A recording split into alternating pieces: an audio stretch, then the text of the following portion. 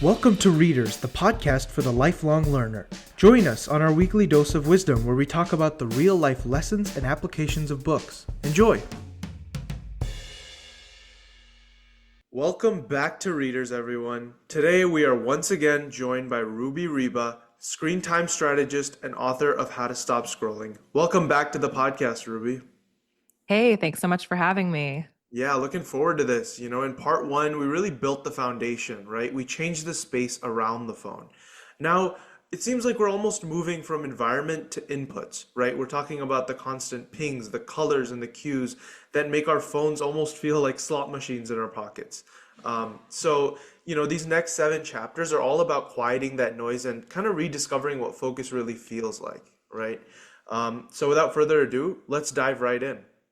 So, you start this chapter 8 here, notifications and boundaries. You start off with a story about this guy named Lucas, right? Someone who never really gets a break because his phone never dies, right? And I think we all kind of resonate with that feeling, right? The buzz that, either wakes us up or, takes our attention from what our work was or a book or whatever that is, right? And every quiet moment seems like it's filled with some sort of stimulation.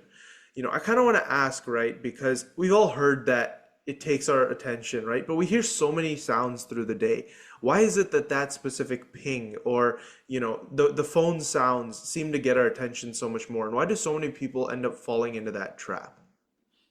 Yeah, I think it's almost a Pavlovian response because when we hear a ping or ding or ring, there is a possibility of something exciting. So this sort of programming where you get a variable response, sometimes you get a reward and sometimes you don't, has been proven in studies to make things more addictive than not. So I think one of the first studies on this was with rats, where they push a lever and food comes out, and they push a lever and then food comes out. And then after they trained the rats to learn that when you push the lever and food comes out, they moved the rats into a new stage of the experiment where when they push the lever, sometimes food comes out and sometimes food does. And the rats got a lot more intense about pushing the lever because it's more exciting and interesting. This is the same reason why gambling is exciting and addictive when you don't know what the outcome is going to be. Yeah. So when you get a notification, most of the time it's nothing important or exciting, but once in a while you get a really funny reel or you get an important call, and that makes this a lot more compelling than a lot of other noises that we interact with on the daily.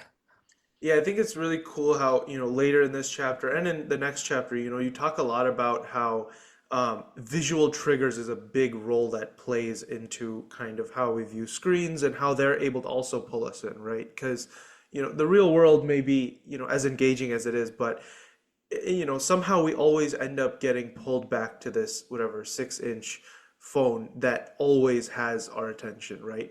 And here you kind of talk about a few fixes or some solutions to these issues, right? Everything from digitally recluttering, right, as you put it, to turning off badges or trimming alerts, kind of reducing your notifications, things like that, even grayscale displays, other things. Can you talk a little bit more about the certain strategies that have helped you or other people kind of declutter their own lives or help reduce the amount of visual triggers or, audio triggers that we receive on a daily basis? Because I guess I'm thinking back to my own life and my own phone usage, right? And the last time I really remember reducing my notifications is when, I'm about to watch a recorded football game of my team and I didn't want ESPN to show me the score or something, right? I guess I'm kind of thinking, like, what are these strategies that you've kind of developed or discovered that have helped, reduce this clutter? Yeah, so our phones are a lot more personalizable than we realize. I think we sort of accept the status quo. We download an app and then it's, even like a rideshare app can give you notifications all the time. And so we pick up our phone every time we get a notification instead of thinking, wait a second, I don't want these notifications. So notifications are definitely a great place to start. It takes less than 5 minutes to go through your settings and just go through the list of your apps and say, turn off, turn off, turn off any notifications that don't serve you. You can also delete apps that you don't need. Aside from notifications, I also highly recommend focus modes. So when I have a lot of different focus modes, I have a work mode where I only get phone calls, just in case I get a phone call from like a school or whatever. I have a nanny mode. So that's if I'm out away from my kids, no one can get through to me except for my nanny, because if she has something important to tell me, then I want to be able to react to that. So focus modes are great. They take a little bit of time to set up. And I myself am guilty of, if I switch nannies, I might not use nanny mode for a while, because even though it will take me 30 seconds, I have to switch the person that's allowed through. So I definitely acknowledge that sometimes there's some inertia to getting these things in place. But once you do, it's so rewarding. Once you set up the focus modes, I highly recommend automating them. So if you're usually working the same hours every day or in the same location, you can set the focus modes to certain times or locations, because then you won't forget to turn them on. Aside from focus modes, there's also distraction blockers for your most addictive apps. There are a lot of different free apps out there. I really like ClearSpace. There's Opal. There's so many. There's Forest. So with a lot of these, they basically just create more latency, which is the time between a trigger and your reaction to the trigger. A lot of us, our thumb just automatically taps the social media account or app that we are most familiar with. And I've heard of, and I've done myself, people moving the app once in a while to a different page or something so that you don't open it so automatically. But using an actual distraction blocking app can be really helpful here, because when you try to tap into it, there are some hurdles that you need to pass first. And while you're passing those hurdles, you might say, you know what, like I actually didn't really need to check this. This was just an impulse. Then when you're looking at triggers within your home screen, I would think about your lock screen configuration. So, something that people love to do is to put really personal images on their phone. And it's fun, but I think that it also is going to make us think that our phone is like our friend. Our phone is not a villain, but it's also not a friend. It's just a tool. And so if we personalize it too much and we get too emotionally attached to it, we give it more power. Mm. So having just default backdrops, wallpapers can be helpful. Um, and then a couple last things I'll throw in are widgets, using the widgets that serve you. So some widgets can actually help you decrease your screen time, because if you have the weather widget on your lock screen, then you don't have to unlock your phone to check the Mm. temperature, because checking the weather is one of those things that a lot of people report to be an on-ramp, is what I call it in my book, something that gets you onto your phone. Um, but there are also widgets that lure you in. So just make sure, are you using widgets that are helpful or that are going to get you on your phone when you don't want to? And then there's badges, the little red numbers on the apps. So think about what badges you actually need. You don't need most of them, because badges make us open the app. They've done studies on this, and when you have a badge on every app, even including the settings app, which is kind of silly, you're more inclined to open it, because we as humans have this urgency to want to resolve the badge. But if you're going to have unread emails and you're not actually going to read them all, then don't have the badge on. I don't have badges on even for my text messages. I have notifications come in on my home screen or my lock screen for text messages, but I don't have the badges, because a lot of times I leave messages unread so that I can respond to them later, and I don't want the badge on. So and then we talked a little bit about grayscale in the last episode, but grayscale has been shown to reduce phone use by 50 minutes a day. And just it goes along with the not making your lock screen so visually appealing. The uglier and more utilitarian and more practical we make our phone, the less likely we're just going to be on it for no reason. Yeah, I think that's so cool. Thank you so much for sharing all these kind of tools. I think that's really cool. I think one thing that really resonated with me was when you were talking about how the app, like when you move it and so you're not as used to opening it. And I think Mhm. I really noticed this last year, because in, my second semester I picked up a lot of credit hours. So I was really swamped, and I decided to kind of delete Instagram for that whatever half a school year or whatnot, just to reduce distraction, right? And I think I really realized how many times I just instinctively open the app right after opening my phone, just for no reason, Yeah, totally. even if I close it again in like 5 minutes. But like I'd open, I think it was like I don't know what when it was like WhatsApp or something that replaced it, and I opened WhatsApp like so many times throughout Yeah, the first yeah. few weeks because it's just so like automatic for me. Uh-huh. Um, and I think, through that I did definitely realize how almost just automatic it is for us to open these kinds of things. Um, Definitely. yeah, and I think one thing that you really, discuss in these later chapters here is replacing scrolling, right? And I think this is really important because, we can always sit here and talk about how bad scrolling is or screen time or limiting it and whatnot, right? But at the end of the day, if you're sitting on your couch and all you have next to you is your phone, most of the time you are likely to probably pick that up, right? So how do you replace scrolling with something of meaning? It's not just subtraction, it's substitution, right?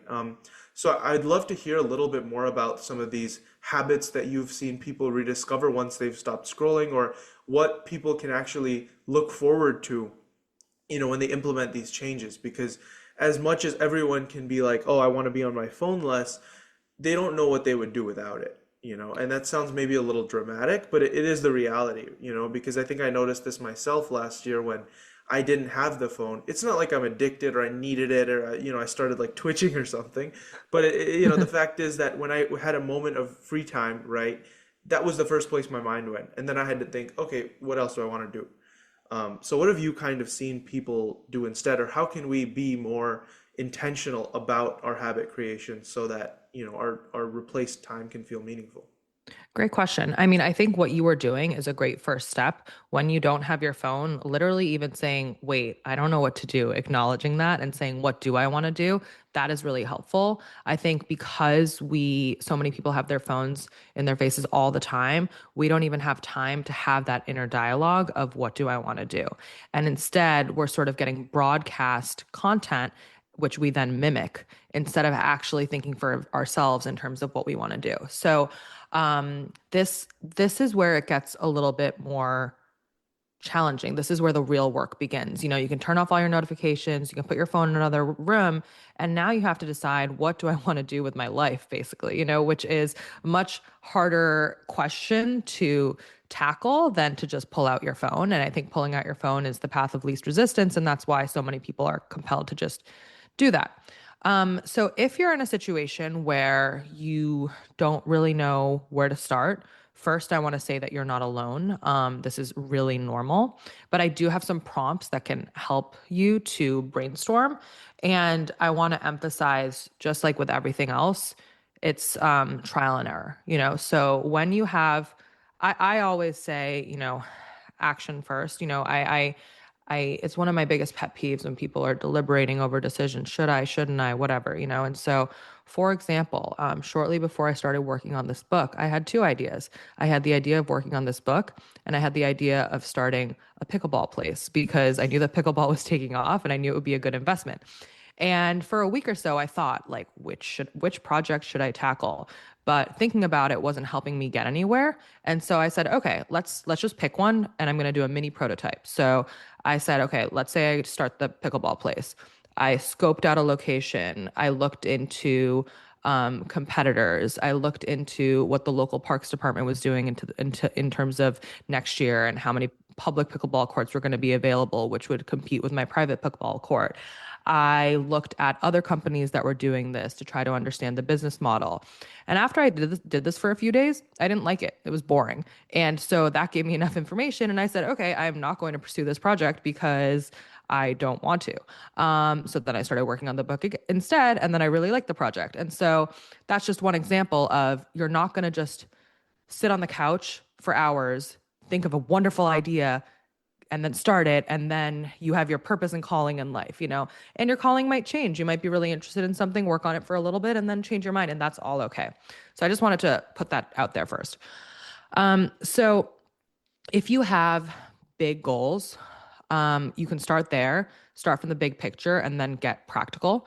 So think about what are your huge goals so big that you don't even want to tell people because you feel embarrassed. And then think about what are the small steps that would get you there. That's one thing that you could do. Another prompt that I like to ask is if you had 10 extra hours in a week, what would you do?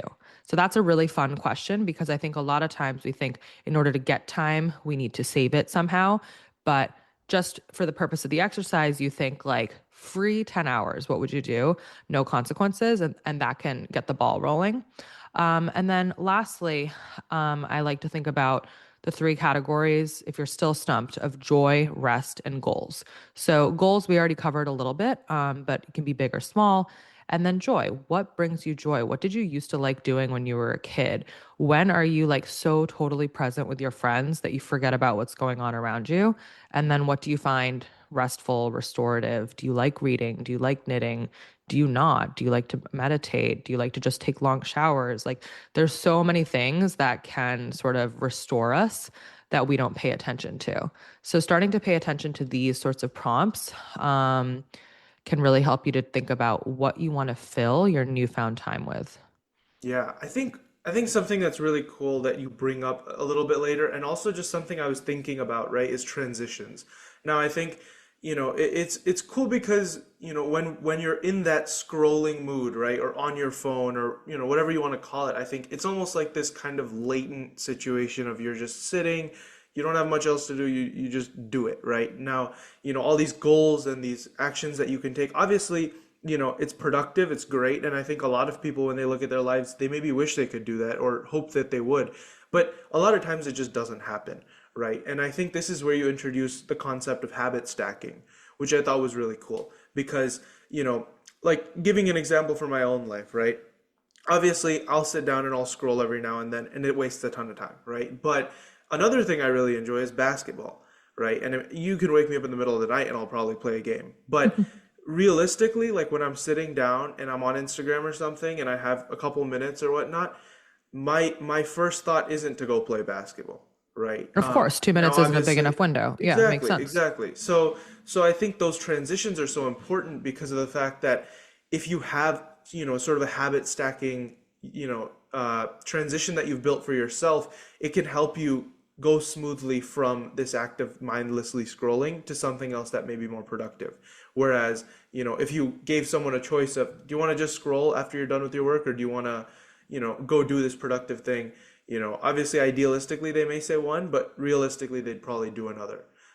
So I'd love to hear a little bit more about this act of habit stacking, how you've seen, how it's been so effective, and how, in practice it can actually happen so that when people are, just see themselves wasting time or, wasting away scrolling, how they can kind of transition to doing something more productive through habit stacking.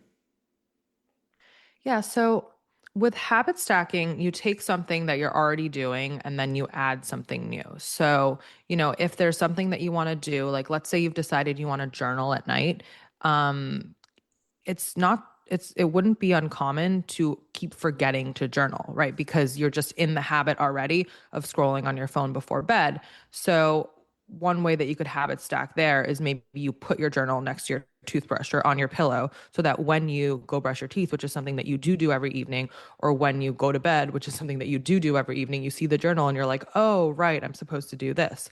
So it's sort of a way to reduce friction to almost zero.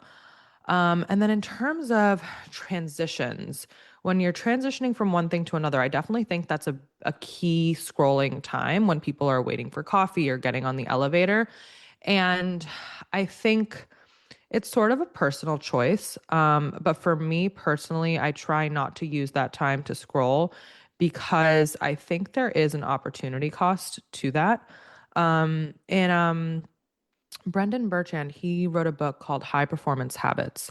And in that book, he talks about the importance of transitions. And he says that when he goes between different things in his life, anything, getting on this podcast and then getting off this podcast, starting your meal, meeting a person, he takes time to first take deep breaths and release from where he just was.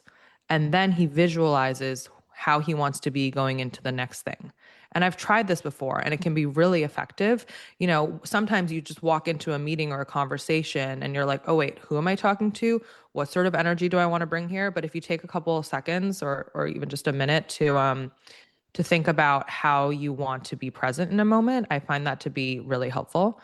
And then also just again, I recently have just been loving having time for inner dialogue, you know? So I think of these small moments as opportunities to think. I think so often we don't give ourselves any time to think because we're cramming every little second with scrolling.